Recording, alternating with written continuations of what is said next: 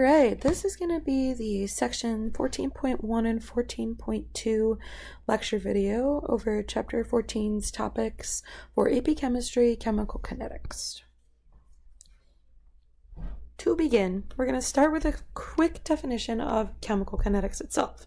So, in previous lectures and in previous parts of the course, we have studied what chemical reactions look like, how they behave.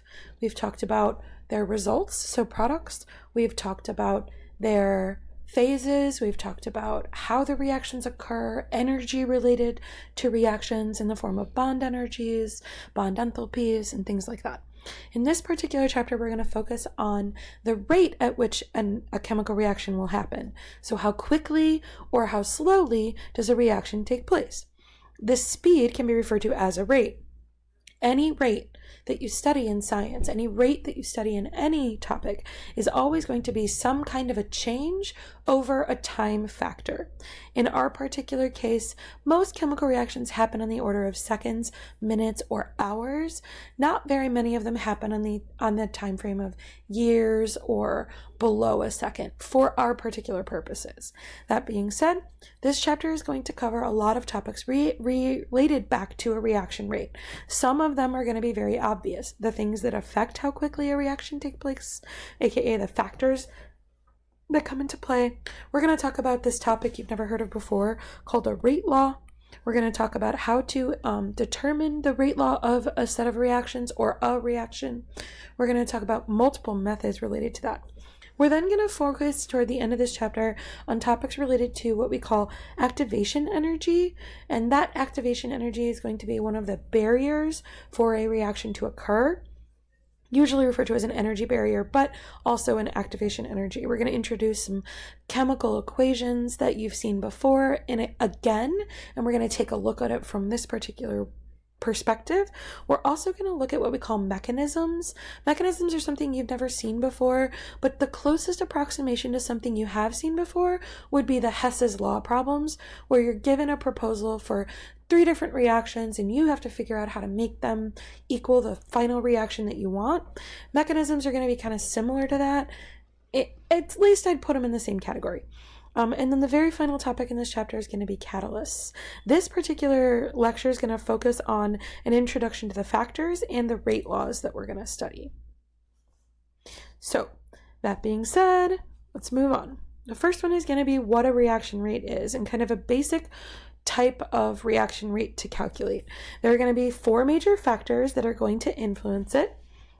And in our particular case, notice that we're going to actually calculate our reaction rates in terms of change of concentrations over time. The most common type of concentration reaction or concentration that we use is going to be molarities, aka moles per liter, over some kind of time factor. This is going to be our reaction rates. Okay?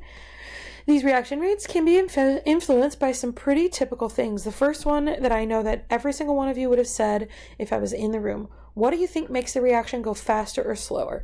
Every single one of you could have thrown out this temperature idea.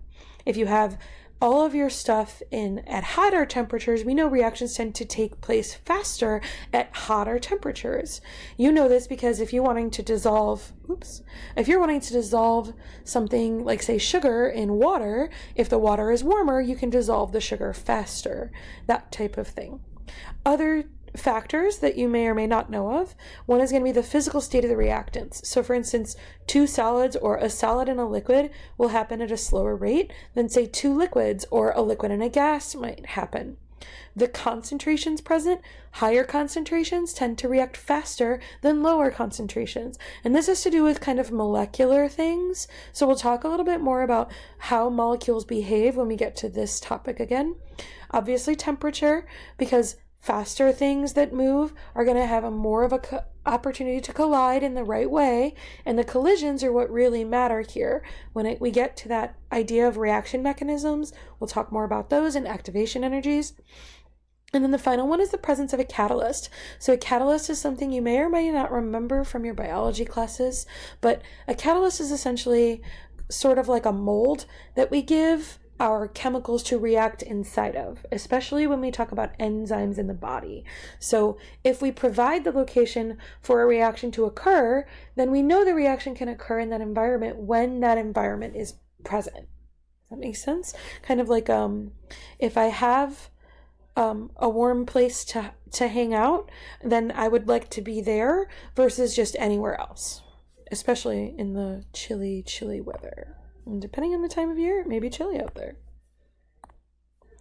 All right, so physical state of the reactant. So specifically, if they are able to collide, then they are going to happen as far as a reaction is going to occur. A reaction will happen faster if we are in the right phases. So think about the different phases we've studied. We've studied gases, we've studied liquids, we've studied solids to an extent, especially ionic compounds and molecular compounds. If they're in their gas phase, they tend to move faster than if they're in their liquid phase. If they're in their liquid phase, they move a little bit faster than their solid phases. But all in all, if we are in our more fast phases, aka gases or liquids, we're going to see our reactions will happen quicker. Another type of designation that we have to have is this idea of homogeneous reactions versus heterogeneous reactions. Homogeneous, of course, meaning same, heterogeneous meaning opposite or different. In that particular case, homogeneous reactions are going to be the faster of the types of reactions.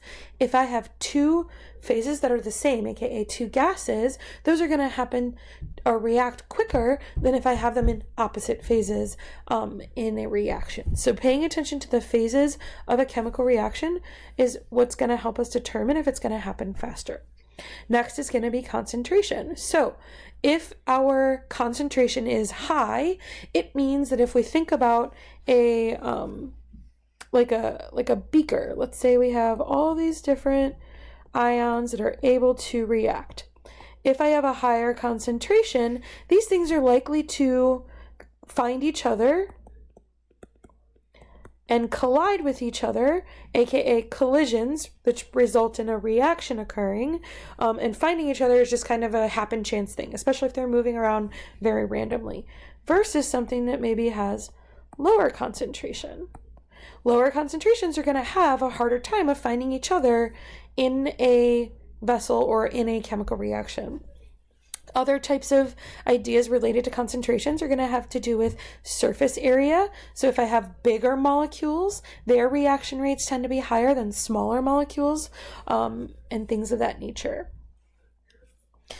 Next is going to be our temperature. So higher temperature things tend to react faster because they move faster. They collide more frequently. And it's not just a matter, just kind of a quick aside, it is not just a matter of collisions that matter. So for instance, I'm not saying that you have to collide more frequently in order to react quicker. It's more about the correct type of collision.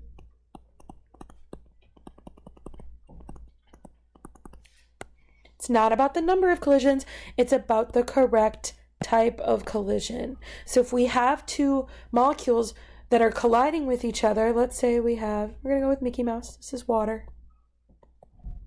Okay, in order for this reaction to occur with, let's say nitrogen gas, so N2, okay? In order for this reaction to occur, let's say that this part of the molecule has to hit this part of the molecule. Oops.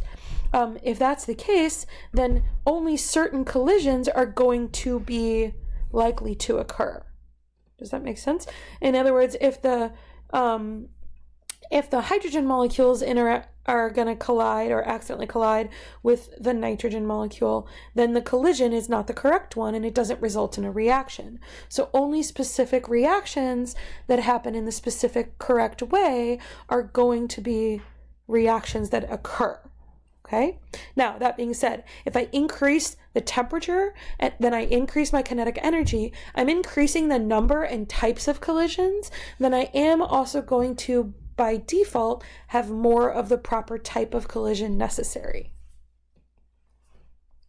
Okay, last but certainly not least, as far as factors, is going to be the presence of a catalyst. So catalysts are going to affect the rate at which a reaction occurs by basically just providing, like we said, the right type of environment for the reaction to occur. So Again, a lot of times this is referred to, and the easiest version of this is what we call the lock and key model of enzyme reactions. So if we think about, let's say that this is the lock, usually referred to as a substrate, and this is the key. Let's say the key is that we have to have two molecules that come in order to react with each other. Well, we've provided the lock or the location for this reaction to occur. So that means that only this type of molecule are going to fit here and only this type of molecule are going to fit in here. When we create the actual location for them to occur, once both are in, the actual reaction to put them together occurs, and then they leave as one unit. Okay? Whereas before, they were just individual pieces. Does that make sense? Okay. Ooh. Oh boy. She just went a little crazy. Sorry guys, trying to undo. Oh, we'll just move on. All right, so the next section, or the next part of section 1 is on actually putting numbers to reaction rates. So for instance, if I'm looking at a reaction rate, I'm looking at some kind of change in concentration. In this case, we're going to use molarities from our previous chapter. That's moles over liters of solution. And T is going to be time. Now, notice this is change in time, but reality is that time always changes. Time always moves forward. So there really isn't a change like a final and an initial. Usually there's just time. Okay? For this particular case, our reaction rates are usually going to be positive. We can talk about the rate of disappearance of a reaction, and we'll see an example here when we talk about like average and instantaneous rates.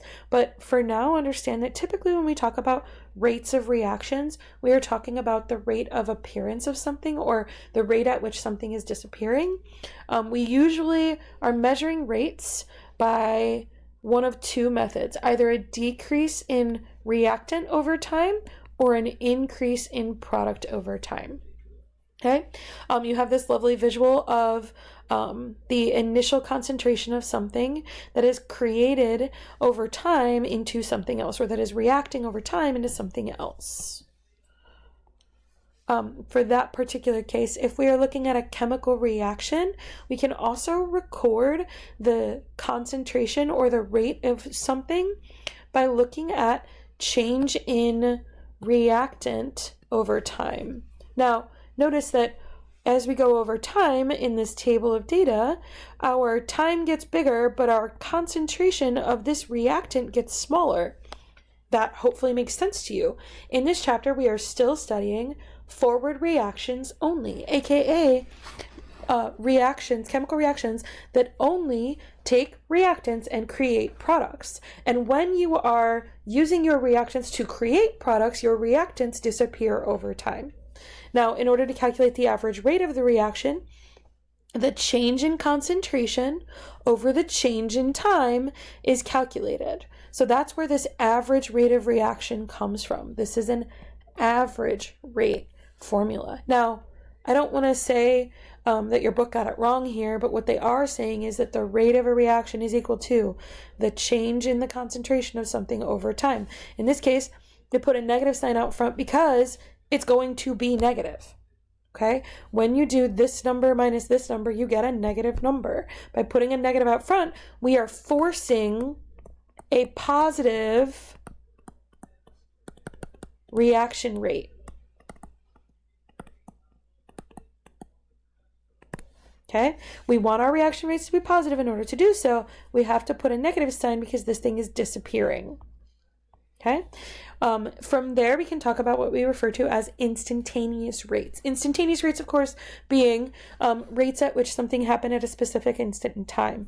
So, over time, if I take that data from our previous slide and I graph it, I graph the concentration at each individual time. If I want to know the instantaneous rate at a specific time and point in time, I can take the tangent information of that specific curve, and I can find that instantaneous rate. You'll notice on that previous slide that the average rate that was calculated changes over time, and you'll notice that it goes down over time. And this follows the factors that affect reaction rates, concentration being one of those 4 factors. As the concentration decreased, my rate of reaction also decreased. From there, understand that the instantaneous rate over time should decrease. If we start at the very top and we calculate the initial rate at which something is happening, we're looking at the fastest rate at which it will occur. Over time, this rate changes. We can use a variety of methods to calculate this. One of the most common is using that table of data and having the different time points for one specific experiment. Another is graphing that data and trying to find a specific rate, aka a slope at a specific time point. We will use multiple methods in class. We'll do some stuff with this in Excel. There's a lot to this interaction, and there's a lot to this chapter, and we will spend a lot of time practicing as a group in order to make sure we understand.